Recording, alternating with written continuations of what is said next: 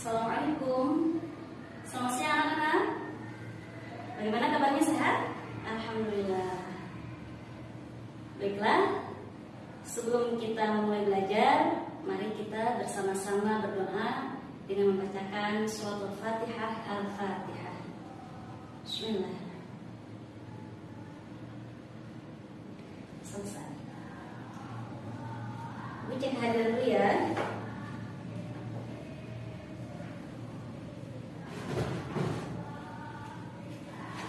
Kelas 10 IPA 4.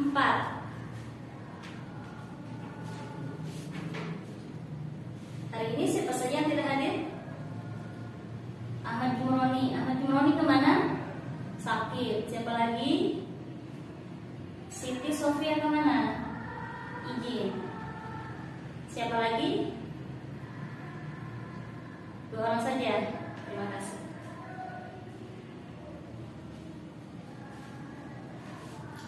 Anak-anakku sekalian, di masa pandemi sekarang ini, semua kegiatan kita serba terbatas. Begitu pula dalam kegiatan belajar.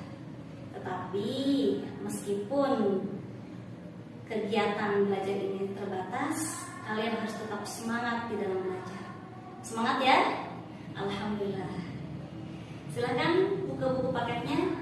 Bab 1 tentang konsep fikih dan ibadah dalam Islam. Pada pertemuan kali ini kita akan mempelajari pelajaran fikih bab 1, yaitu tentang konsep fikih dan ibadah dalam Islam.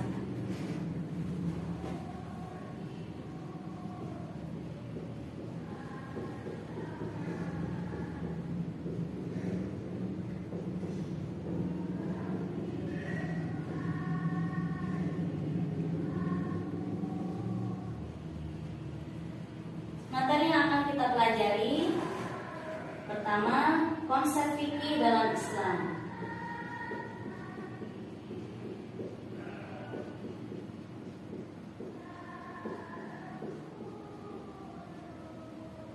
Kedua, ruang lingkup fikih.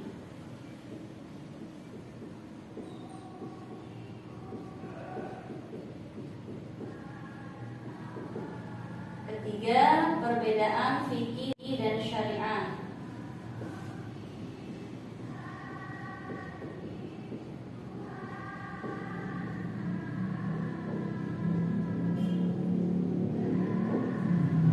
Empat, ibadah dan karakteristiknya.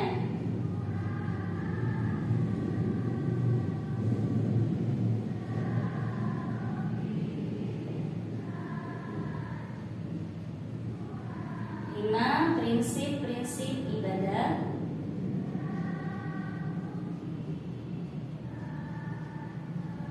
Enam, tujuan ibadah.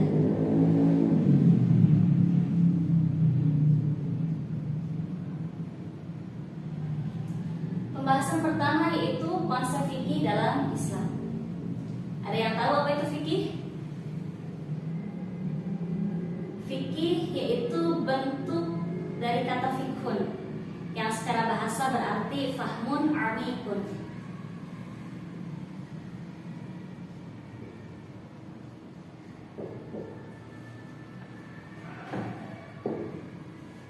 Yaitu pemahaman yang mendalam. Maksud pemahaman yang mendalam itu adalah paham secara detail, paham secara terperinci. Bukan hanya sekedar kita tahu nama saja, tetapi kita harus tahu poin-poinnya. Contohnya dalam bab wudu. Di dalam wudu kita tidak hanya sekedar tahu wudu itu membasuh tangan, berkumur-kumur sampai terakhir membasuh kaki, tetapi kita harus tahu apa itu pengertian wudu, apa saja yang termasuk rukun wudu, sunah-sunah wudu, hal apa saja yang bisa membatalkan wudu, syarat sahnya wudu itu seperti apa, bagaimana tata cara berwudu yang baik dan benar. Jadi harus betul-betul faham secara detail, secara terperinci. Itulah yang dinamakan fahmun amikun, pemahaman yang mendalam. Itu pengertian fikih secara bahasa. Adapun pengertian fikih secara istilah adalah ilmu tentang hukum syara yang berkaitan dengan perbuatan manusia yang telah dewasa dan berakal sehat, atau disebut dengan mukallaf. Ada yang tahu apa itu mukallaf? Bukan mu'alaf. Kalau mu'alaf itu orang yang baru masuk Islam. Sedangkan mukallaf itu adalah orang yang dibebani atau diberi tanggung jawab untuk melaksanakan perintah agama. Itu mukallaf. Dengan tanda-tanda sudah balik, berakal, sehat, dan beragama Islam tentunya.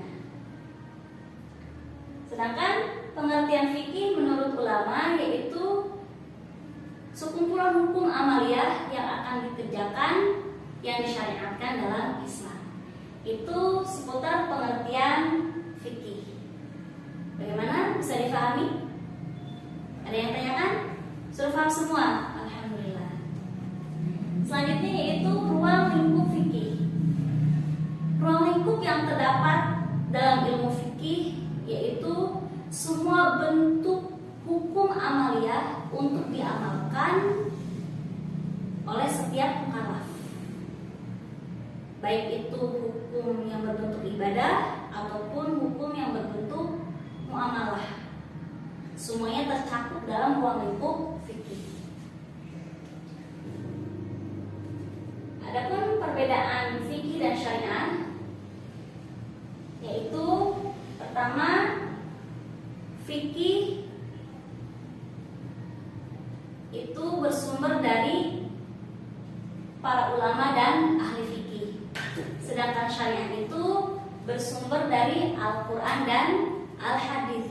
Jadi langsung dari Allah dan Rasulnya. Perbedaan yang kedua, fikih itu hukumnya bersifat zonni, dugaan, sangkaan. Jadi antara benar dan tidak. Sedangkan syariah itu hukumnya bersifat qat'i, pasti benarnya. Perbedaan yang ketiga yaitu fikih berbagai ragam cara pelaksanaannya. Sedangkan syariah hukumnya satu universal tetapi harus ditaati oleh semua umat Islam. Contohnya dalam pelaksanaan sholat. Dalam pelaksanaan sholat itu termasuk kategori fikih. Karena dalam pelaksanaan sholat itu tata cara dan bacaannya itu berbeda-beda. Sedangkan perintah sholat itu termasuk kategori syariah.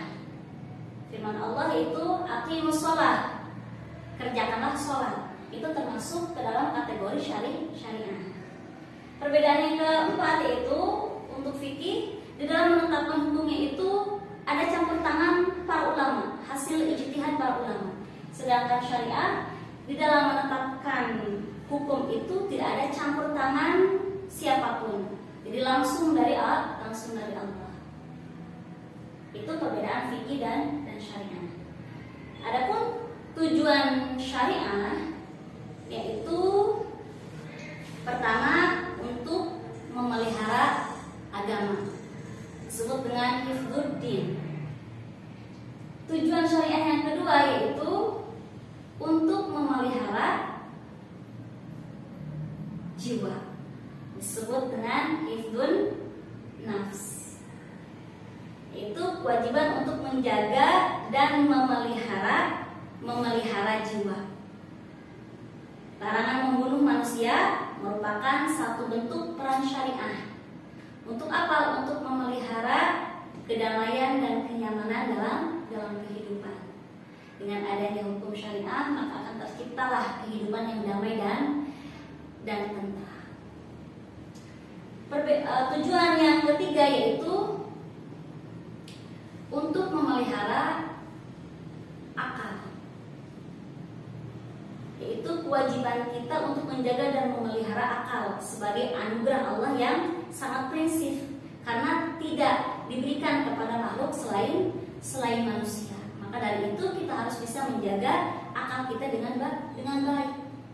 Kata Rasul, ati' rabbaka tusama aqilan wala ta'sihi fatusama jahilan. Kita akan disebut orang yang berakal manakala kita mentaati kita bisa disebut orang yang bodoh, yang jahil manakala kita bermaksiat kepada Allah. Jadi kedudukan manusia itu akan lebih mulia daripada malaikat apabila manusia itu sendiri bisa menggunakan akalnya dengan baik, bisa menjaga akalnya dengan baik. Tetapi sebaliknya, kedudukan manusia itu akan lebih hina daripada binatang manakala dia tidak bisa menggunakan akalnya dengan baik, tidak bisa menjaga, memelihara akalnya dengan baik. Tujuan yang keempat itu memelihara keturunan, disebut dengan hifdzun nasl. Itu kewajiban menjaga dan memelihara keturunan yang baik. Karena dengan memelihara keturunan, agama akan berfungsi, dunia akan terjaga. Salah satu bentuknya itu dalam hukum pernikahan. Dengan adanya pernikahan, maka akan terpelihara keturunan yang baik. Tujuan yang kelima yaitu memelihara harta, hifdzul mal, yaitu kewajiban menjaga dan memelihara harta benda. Dalam rangka apa? Dalam rangka sebagai sarana untuk beribadah kepada Allah.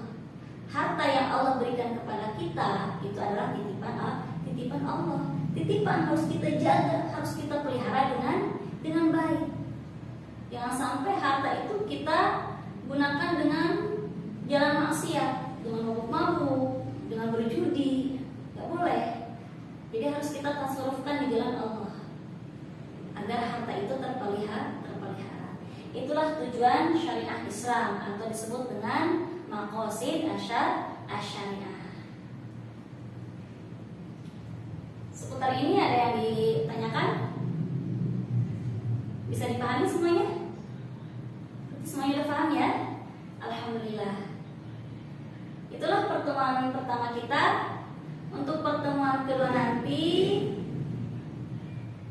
kita akan melanjutkan pembelajaran di pertemuan kedua, yaitu tentang ibadah dan karakteristiknya, prinsip-prinsip ibadah dan tujuan ibadah. Mudah-mudahan kita semua menjadi orang yang berilmu dan ahli ibadah. Baiklah, kita tutup pertemuan kita ini dengan bersama-sama membaca doa dan sholawat. Alhamdulillahirabbil alamin. Allahumma shalli ala sayyidina Muhammad wa ala ali sayyidina Muhammad. Kurang lebihnya mohon maaf. Allahumma fiqil aqwamit thoriq. Wassalamualaikum warahmatullahi wabarakatuh.